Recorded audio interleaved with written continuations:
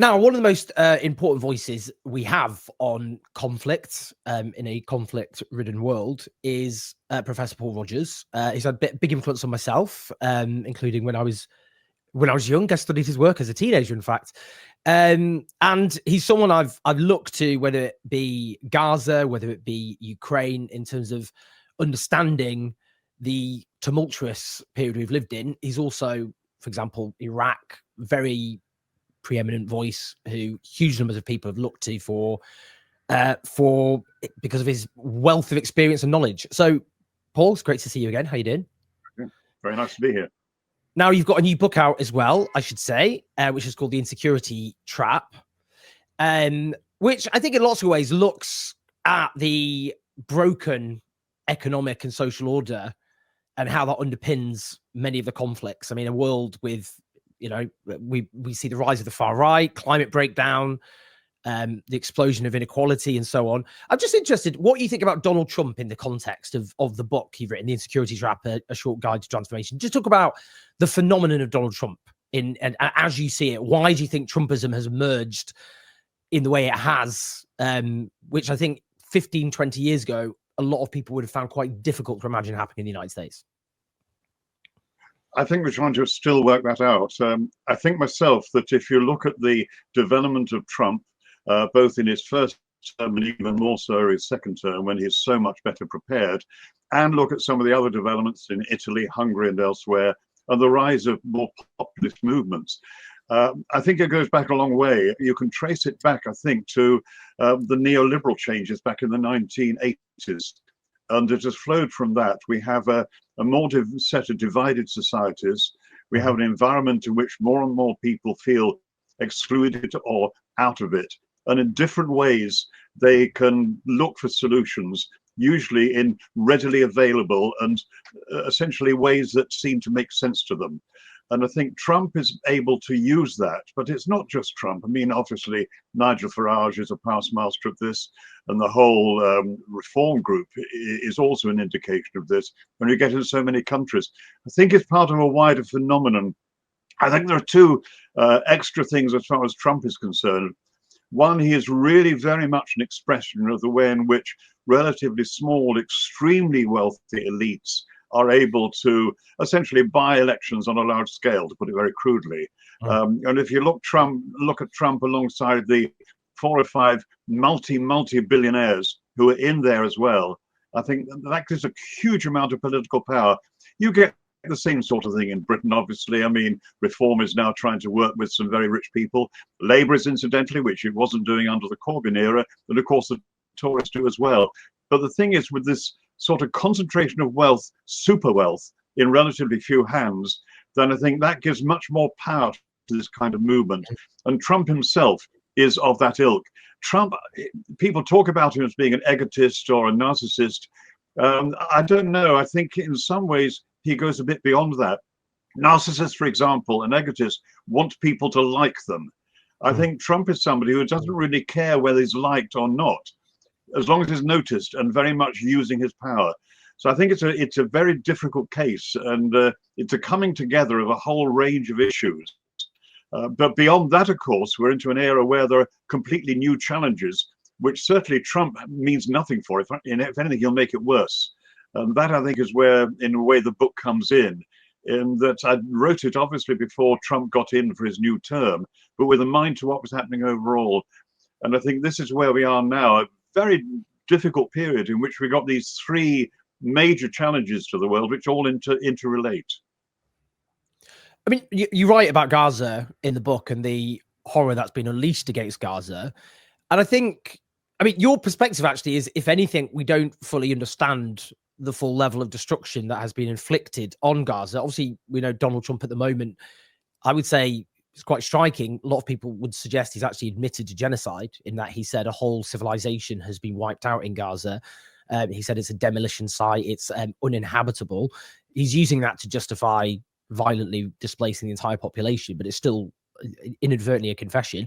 I mean, just want to talk about the kind of level of destruction. As someone, you're an expert in conflicts. That's your thing. You've studied them in great detail. Yeah.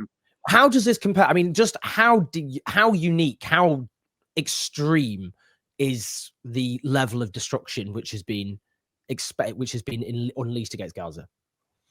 I think it's unparalleled in the post-Second World world. You look at Grozny, you look at Mariupol, and all the carnage in Ukraine, in Russia, in the Caucasus as well, and that's pretty extreme. But in fact, the Scientists for Global Responsibility has just done a very good report on this. Phil Webber's written it, and is updating what is known about the level of destruction, purely in terms of the weapons used. Now, I did a lot of my work over the last sort of 30, 40 years on nuclear issues. And one of the things you can say is that if you look at the total tonnage dropped of weapons, mainly bombs, but missiles, thousands, tens of thousands of artillery shells, you get a total of something like 70,000 tons of explosives have been used. Now, back in the Cold War days, and of course still to some extent, we always used to use the term a kiloton, which is equivalent to 1,000 tons of TNT. We're now using explosives which are much more powerful than TNT. But if you go by that figure, let's say, for example, that something like 70 kilotons of weapons have been dropped right across Gaza. Hiroshima was about 12 kilotons. So we're talking about 6 Hiroshima's equivalent stretched over the whole of Gaza. But of course, because these bombs drop individually, they're spread much more. So you get an extraordinary level of devastation. It's certainly more than Dresden, almost certainly more than most of the other 2,000 bomber raids in the Second World War, and it probably matches the massive firestorm raids on Tokyo right towards the end of the war. In other words, to use that sort of language, this really is about as bad as it has got for many years outside of the Second World War. And it really is quite extraordinary. I think very few people realize just how intense this has been and how continual. But this is where we are, and it's an illustration of modern war. We've not seen very much of it on the television here, nothing like as much as, say, you see in Al Jazeera, or indeed any of the Middle East channels, which means that right across the Arab world, the degree of anger, and I would have to say hatred at what is happening, is palpable. It's one of the things that is worrying Arab leaders right across the world, which is why they are so horrified at what Trump is now saying about clearing out Gaza, sort of mass ethnic cleansing. So it's a very difficult period, and I just hope that sort of some degree of sense comes through, and we've got this very tricky ceasefire at the moment. Maybe that will lead on, but I wouldn't sort of bank on it. Not with Netanyahu, not with the people behind him as well, and the people who are helping his coalition. One other thing to add here, though, is that although Trump has this long-term history of being very favorable to Israel, in this particular circumstances, there's an added factor. People tend to forget that the Jewish lobby in the United States, that's not a good term to use. Most American Jews are relatively on the liberal side of politics, quite progressive. You should use the term Israel lobby, because probably as important, if not more important, than the Jewish supporters are the Christian Zionists. We always tend to forget this. We're dealing with several tens of millions of evangelical Christians who believe that Israeli control of the holy places, of the Holy Land, is part of God's plan for the end days. And so this is one of the things which I think gives power to Trump and the like, and added strength. And it makes it more difficult, of course, just to see a settlement through, I'm afraid. It's interesting to say that because a poll indeed last July found that 30% of Jewish Americans think Israel is committing genocide, and that rises to 40% amongst those Jewish Americans under the age of 45, which is not true with evangelical Christians. They're far more pro-Israel. So it's a really important point. When you talk about the direction, the way war is going, I mean, there was this it was a discredited view of history, the Whiggish view of history, which is basically, history is a story of bending towards progress and enlightenment. And obviously that was, if it wasn't buried in the Somme, it was buried in Auschwitz-Birkenau. But it still kind of persists, I think, in some ways of people's heads. The idea that, okay, there were ups and downs, but the general trajectory is towards things becoming more civilized, if you like. But you just talked about this. I mean, when Guernica was bombed by the Italian fascists and the Nazis in aid of the nationalist uprising in the Spanish Civil War in 1937, that was a shocking thing to happen to people. People were utterly shocked by the idea you could bomb a civilian area. But I mean, you're talking about this, this is supposed to be, it presents itself as a sophisticated military and all the rest of it. But wiping out a strip of land no bigger than East London, and with weapons provided it by a superpower, with that level of destruction, I mean, you're saying kind of this is the direction things are heading towards. I mean, what does that tell us about where we're heading?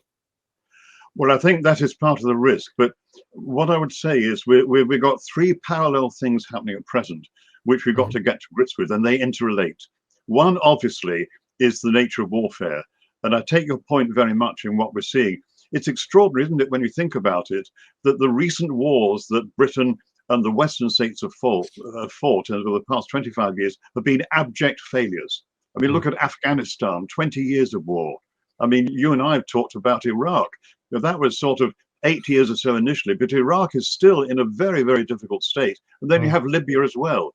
But there isn't any recognition of this, I think. The military don't see it that way, because I think we're dealing with military industrial complexes of any country. It's not just Britain. You can say the same for China, India, Russia, the United States, France, Germany, and the rest. These military industrial complexes are almost a kind of law unto themselves, very strongly interconnected. The militaries, the civil servants, the arms companies, the think tanks, some university departments, and to some extent the trade unions. And essentially, it's very lucrative. It's really something which people can say we're helping to defend the country, in the case of Britain, defending the realm. And if you don't agree with the way it's happening, then essentially, you're viewed with suspicion. You're an appeaser, if you like. And that, I think, makes it very difficult, because it's a situation also in the military side where you have a lot of secrecy. It's very difficult to find out what's going on. So you've got this problem that we tend to see major challenges as things which are best met by military force, which is why I've called the book The Insecurity Trap. You've got that. You then got, as we talked about at the start, we've got this extraordinary level of wealth poverty, the division, which is quite phenomenon. You know, the majority of all the people in the world are relatively marginalized. A third are doing pretty well, and a small proportion doing absolutely marvelously. But essentially, we're getting that. It does come in part, not entirely, but in part, through the neoliberal transition. You know, we saw it very much in Britain, and we're seeing it again in Britain in many ways. Labour, sadly, is not really recognising that. We're stuck with it. But what you have, therefore, is a world which is very much divided. If I may, I'll just remind people of a quote. It was done by Edwin Brooks 50 years ago, and he was an economic geography lecturer over at Liverpool University. He'd been, I think, president of the Conservation Society and was an MP for 4 years, a Labour MP. And he basically wrote about the kind of world we must avoid. He said, I quote directly, we must avoid a crowded, glowering planet of massive inequalities of wealth, buttressed by stark force, yet endlessly threatened by desperate men in the global ghettos. Now, obviously, that is a very extreme dystopia, but we're a lot nearer there than we were 50 years ago. And I think the thing to add to this, to what Brooks is saying, is the killer in all of this, of course, is climate breakdown. And that changes everything. I think we have to realize this. I was a biologist originally. I then taught environmental science for a number of years and then moved into resource conflict and peace studies. But, you know, going back 50 years, I look at my notes, they're already doing work with students on the risk of climate change as a result of carbon dioxide increasing in the atmosphere. We know it. We know it's happening, it is accelerating, and it's going to get worse and worse unless we make some very big changes. You put all those together, because they all interrelate. You know, major climate disasters have a huge economic effect, wars do the same, then we've really got to look at a very different kind of security. And this really is far bigger than the problems we're facing in Ukraine or even Gaza, or indeed Trump and the rest. This is something where we really have to change very quickly and make much more progress in the next 5, absolutely 10 years than we ever thought of having to do. So sorry to give you a sudden sort of soapbox answer, but when you put all this together, we have to face up to a very different kind of world. It doesn't mean it can't change. There's some very good news in all of that. I mean, the speed of technical development on the climate side is astonishing. You know, the cheapness of using solar and wind power for generation. The oil companies don't like it a bit. They campaign very strongly against it in different ways, but that is there. We can do it, but it's a pretty short period of time we've got to work on this. Sorry to give you a long answer, but that's how it looks to me. No, I mean, fascinating stuff. I mean, I'm interested just combining, because we should talk about in the book, this, it's the military industrial complex, I guess, and climate breakdown. This is where I often feel myself getting a bit dystopian. I mean, look at the development of new technologies and forms of warfare, like drones, armed drones, the use of artificial intelligence and targeting. Plus 972 magazine, an Israeli Palestinian magazine, has done these big exposés about the use of artificial intelligence in Gaza, for example, as well as far more extensive and intensive forms of surveillance. I just worry, what I get dystopian about is, I mean, the use of surveillance, for example. It was a tweet which Mary Shudder, which was how dissent could be made impossible with these forms of technology. And you end up with a world which you discuss, which is you get climate breakdown, and the people, the politics, the sorts of politicians who refuse to take on the climate emergency in a perverse way could end up benefiting from it, because there'll be a massive surge in global insecurity, people leaving their homes.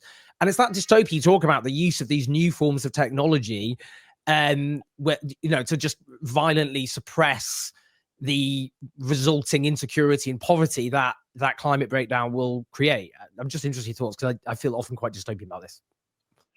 Yes, I mean, again, that quote, you know, the crowded, glowering planet, you know, that phrase actually says it all. I agree with you in many ways. I mean, as you know, I've worked in this field for nearly 50 years. I've worked on terrorism, nuclear issues, and the rest. And I sometimes say jokingly, anybody who does that sort of thing, you've only got three frames of mind. You're either alcoholic, suicidal, or optimistic. And there are times when this optimism takes a fair bit of stretching. I mean, I am optimistic in a way. I mean, obviously, we've got grandchildren and you look to the future for them. But essentially, it's a difficult time. But we've been here before. I mean, I have to admit, I'm old enough to remember 1962 and the Cuban Missile Crisis. I was a student in London at the time. And essentially, it really did look like we were right on the edge. And we now know, with all the benefit of the historians of the Cold War, we were very lucky in Cuba and very lucky on other occasions. We got out of the worst part of the nuclear arms race by luck, not by judgment, and thank heavens for that. But what it also means is that there could have been an utter catastrophe, and all the people who were really concerned in the early 80s were right to be concerned. And we came through it. This is a different one because we're not dealing with a sudden global catastrophe. We're dealing, as you say, with a complex of factors, including some very dangerous new technologies.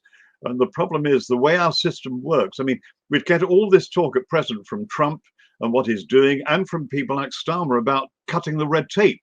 Well, red tape saves lives, and that's what people don't really like to face up to. Because if there are some areas where if you go almost entirely on the profit motive, if you like, and make the money as quickly as you can, then essentially you will cut corners.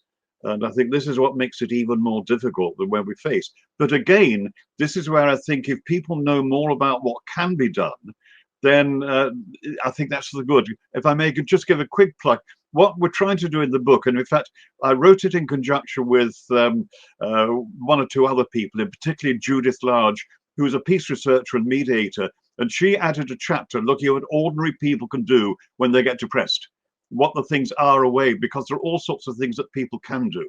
But I agree with you in a way that this is a pretty tricky time. I mean, over 50 years working in the security field, this is about as bad as it gets. But at the same time, we have to see through it. And we do have a capacity to change, and change rapidly when the full import of the risks is shown. And this is where, coming back to the climate thing, the climate emergencies which we're getting now, these are forecasts. These were 10 years ago. The climate scientists say you're going to get more extreme events and they're going to be more frequent. And we're getting that now. I have to say that I think we're more likely to see a major change if we get the kind of catastrophes that have been occurring in the global south, if they start hitting the global north. I mean, if you remember what was at Derna, the port city in Libya, which got hit by an extraordinary flash flood because of climate change very largely. And they reckon somewhere between 5,000 and 8,000 people died. The flood went straight through the village, through the town. It was quite a large city. And essentially, frankly, if that was to happen, if there was a sudden massive heat dome, rather than just forest fires over a major northern city, that may change things. It might finally galvanize people to realize there's no other way but to handle this head on. And if that means some very big changes, then they're going to have to come. So in some ways, I suppose what you could say, Owen, is that we're in a stage where you use a definition of prophecy, saying prophecy is suggesting the possible. And what I mean by that is that this is a time when we have to be constantly saying, this is what can happen optimistically. We could do this, we could do that. And the more that people are prepared to recognize that, then the more we may make the changes quick enough. Now, I grant you that essentially, if you've got somebody like Trump coming in, he may well try and close down as much climate research as he can. We already know that many of the references to climate change on the different official federal websites have been removed. They're just sort of trying to close down on it. This surely is exactly the period where a government, say in Germany or France or Britain, all of which have very strong climate science communities, actually make sure that that work continues. We're not talking about billions of expenditure, quite small, but it basically will help fill the gap. I would love to see a system where if Trump does this, there are a number of fellowships offered in countries like who are strong on the research already to get Americans who are doing the work over here while Trump is in power. That's the kind of small thing, sort of, I don't know, wider lateral thinking, which I think is going to be important. But always you've got to look for the ways forward, promote them. And we do seem to have the period where climate change won't be sudden global catastrophe, just gets worse and worse individually. And so you have time to make the changes. But it's going to be tough, I would have to admit. You mentioned there before Iraq, Afghanistan, Libya, and in the book itself, you look at the cost of war program at Brown University. They looked at the cost of all of that, which they thought directly killed over 940,000 people, but indirectly, and indirectly is the vast majority in generally wars. That's how people are killed, isn't it? It's the collapse of the healthcare system and the means of subsistence.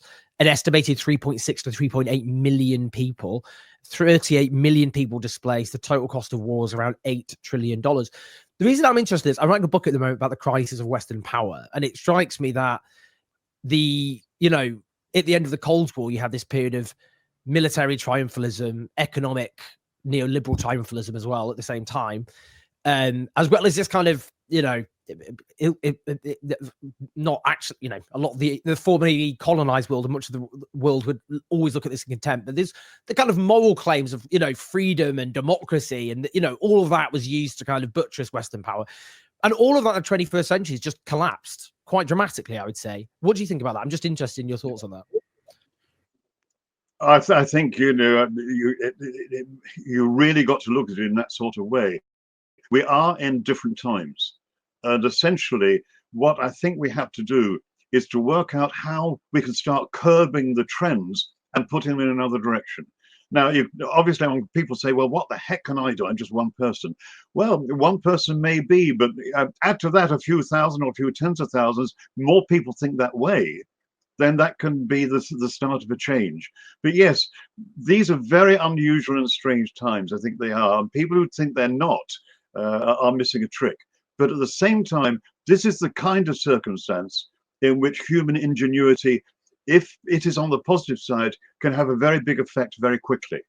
We turn it the other way around. God, I certainly remember in great detail the start of the Falklands-Malvinas War and the speed with which Britain actually got a task force together. Suddenly, everything was done because it was and this was a sort of a distant country, sort of 8,000 miles away with 2,000 people. Essentially, you can get a very strong reaction when people see there's no alternative. And this is where you've got to always say, this is what can be done.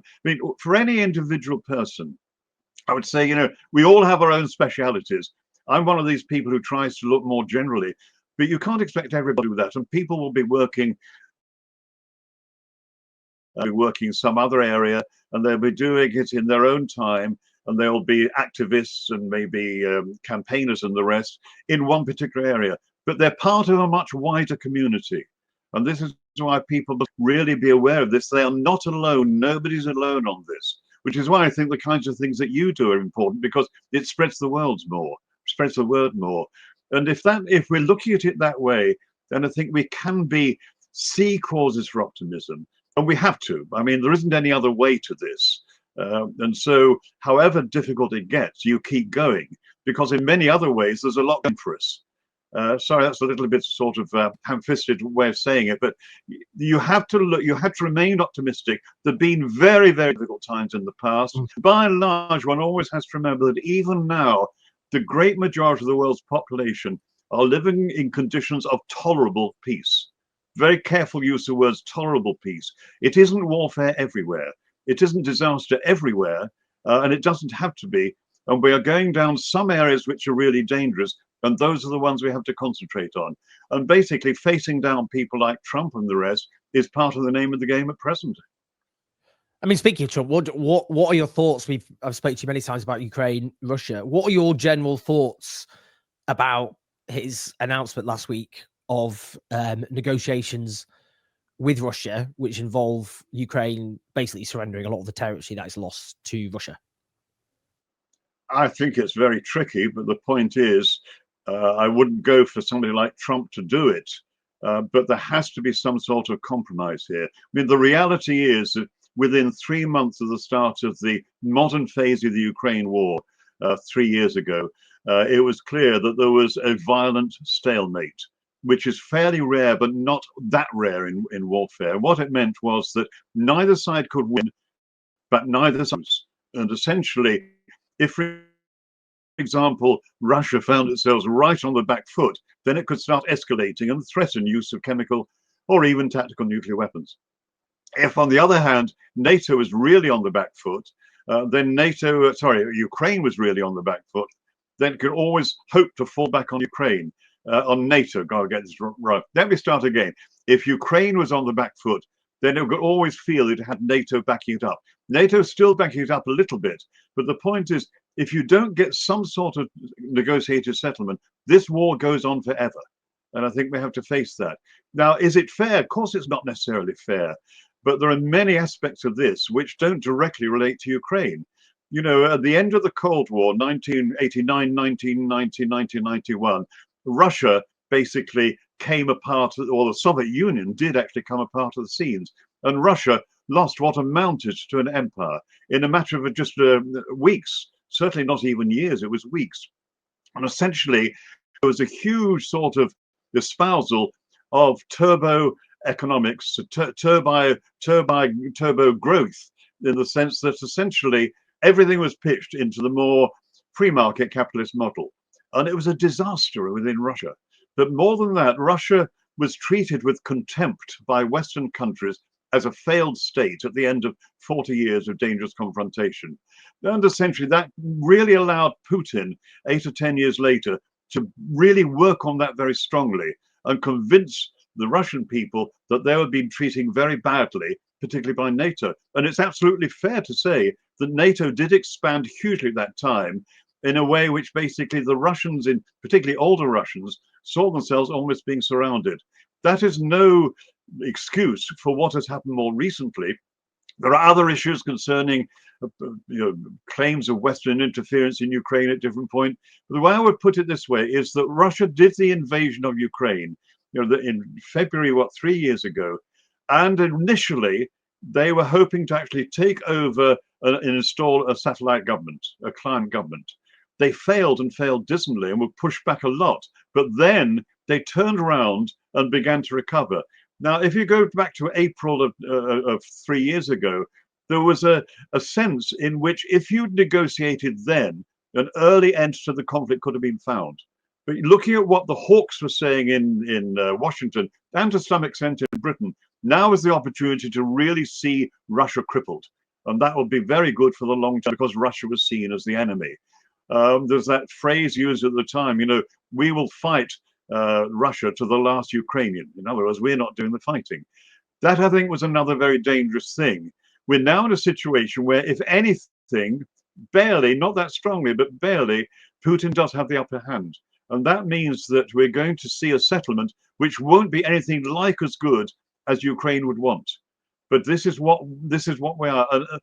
I mean, never forget what Putin is doing. I mean, it's extremely dangerous. And in many ways, I've got no time for him at all. But at the same time, where we are now is partly due to the Western, basically the Western work, the kind of attitudes we had at key times. Remember, people do claim with a lot of justification that the Second World War stems directly out of the settlement of the First World War. And one of the issues here is Ukraine, to some extent, and what has happened there, extends in part out of the end of the Cold War. And that I think we shouldn't forget.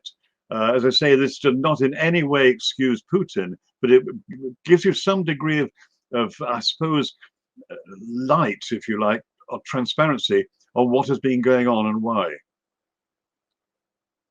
Do you think part of it, I mean, Western hubris, I'm very interested in, partly because of the aftermath of the Cold War and, you know, as I said, the military and economic triumphalism you had. I mean, that relates to what you said in terms of what happened in Russia, because there was the idea of we've brought to heel the Russian bear, and we're going to promote the economic neoliberal model, which was very much dominant at the West at the time, and that was seen as, you know, the absolute historical victory of the West. And now Russia, with a willing, compliance of the elites of Russia who benefited from it, from those policies at the expense of the Russian people, I should say. But I mean, you know, this was an example of hubris, wasn't it? Because they promoted these neoliberal policies, which was again part of the kind of triumphalism of the period, that produced an absolute catastrophe, a human catastrophe in Russia. And Putinism fed off that. It fed off that sense of insecurity, of social, societal collapse in lots of ways, and humiliation. And that's how Putinism kind of consolidated itself. So it was a kind of another example of Western hubris boomeranging in the face of Western elites. Yeah, yes. I mean, if you look at it in a sense, Russia lost its empire, if I can use that term very loosely, in the space of a few weeks. Britain lost its empire over 40 years, from the 1940s through to the 1980s. We've been another 40 years since then. It still hasn't got over it. You know, we still have these delusions of post-imperial grandeur. We have nuclear weapons primarily because of that. I mean, the nuclear weapons absolutely pointless. It was the first thing to go, in my view, would be the nuclear forces, because essentially they just add to the dangers rather than decrease them. But in general terms, I think we're in a position where, I don't know how to put it, I suppose in a way, we're in very different times. There's an awful lot of hubris, a lot of arrogance. We saw it. I mean, you know, 9/11 hit the United States terribly. We must remember that. It shook them rigid. And essentially, they were working at the time, if you remember, on the project for the new American century in the 1990s. Very similar to Trumpism in many ways. But essentially, then came 9/11, and they went full tilt for it. You had to go to war. And, you know, in open democracy, we were writing analyses which said, don't go to war. This is what Al-Qaeda wants. But of course they did. And the same happened with Iraq. And in each case, both in Afghanistan first, in the first 10 or 12 weeks, it went very well. In the case of Iraq, in the first 3 weeks, it went very well. Both came apart at the seams. And this is where the immediate response so often doesn't work. And hubris comes in repeatedly. And I rather suspect you may even be seeing a little bit of hubris on the part of Putin at the present time. There are indications that, in fact, although there is progress made on the battlefield, the cost to Russia itself is much heavier than we think. But one other point in response to what you were saying, the whole neoliberal thing, I think people saw the hawks, if you like, 3 years ago, were seeing the potential for Russia to be really pushed back very strongly. It wasn't so much Russia they feared, it was the development of Russian-Chinese axis. Then they thought, really weaken one part of that, and you'd be onto something of a winner. Extremely dangerous to do, and I think we're seeing the cost of that now. Just finally, you speak, I mean, in the book, you speak about the military-industrial complex, which is what Eisenhower famously warned about, the Republican President Eisenhower, who was president in the 1950s, in his departing speech. What's your thoughts about the power of the military-industrial complex and how much it actually drives policy, how much it actually drives conflict and war, rather than, I don't know, being a kind of passive beneficiary of it? I've been very lucky in my career. I've been able to lecture at Britain's main defence colleges year on year for the best part of 40 years, Royal College of Defence Studies, Joint Service College. So I've met lots of military people. The first thing to say is some of them really do think things through. And in fact, the main military think tank, the Development Concepts and Doctrine Center down at Shrivenham, has done a lot of work on climate breakdown and the problems that we face. And in that sort of basis, they will think ahead, but their job is to defend the realm.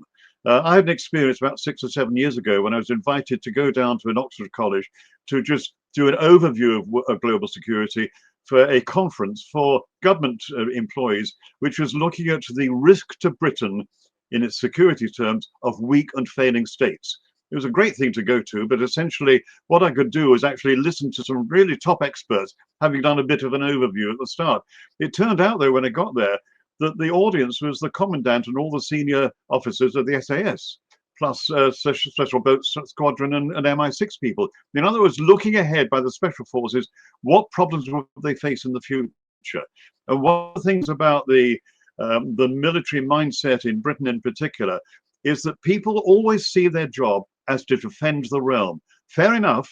And, you know, I admire many of them in terms of what they do, but essentially it's a very limited way, because what they should be doing, in my view, any person on the military side, one of the major concerns should be with conflict prevention. But that is not in the thing, and that is partly, I think, because it is a very, very profitable business. And I think one has to remember this. When it comes to arms sales, I mean, Jeremy Corbyn's outfit, the Peace and Justice Project, has just put out this extraordinary book, which is called, what's it, The Monstrous Anger of the Guns. I helped some editing with it. And Andrew Feinstein and Rona Michi did a fantastic job. And it basically gives you a real indication of how the world arms trade works. So we're not just dealing with any one country, Britain or others. It's a worldwide system. And the problem is, because war is so good for business in that narrow sense, it's very easy to say we must have more armaments, and arms are the way to solve a problem. This is why we call the book The Insecurity Trap, because it is a trap. And if anything, it generally will make things worse, not better. Amen to that. Well, do check it out, everyone. The Insecurity Trap, a short guide to transformation. It's always a pleasure to speak to you, Paul, about the rather bleak situation that our species has currently found itself in. But there is hope, and you obviously talk about that. Absolutely. In the book. There's always hope. Otherwise, why are we even here? Why are we even talking? What's the point? And we've seen throughout history how moments of terrible political bleakness can be turned around. So there is always hope. Things in the 1930s looked pretty bleak, but then we had a post-war settlement here and elsewhere, which turned things in a different direction. So there is always that hope. Hopefully, without another global conflict for that to happen, because unfortunately there are lots of nuclear weapons this time. But do, for everyone watching and listening, press like, subscribe, leave your comments. It's good for the algorithm. More people listen to Paul. Paul, as ever, it's an honor. Thank you so much. Thanks very much for having me, and good luck with your work.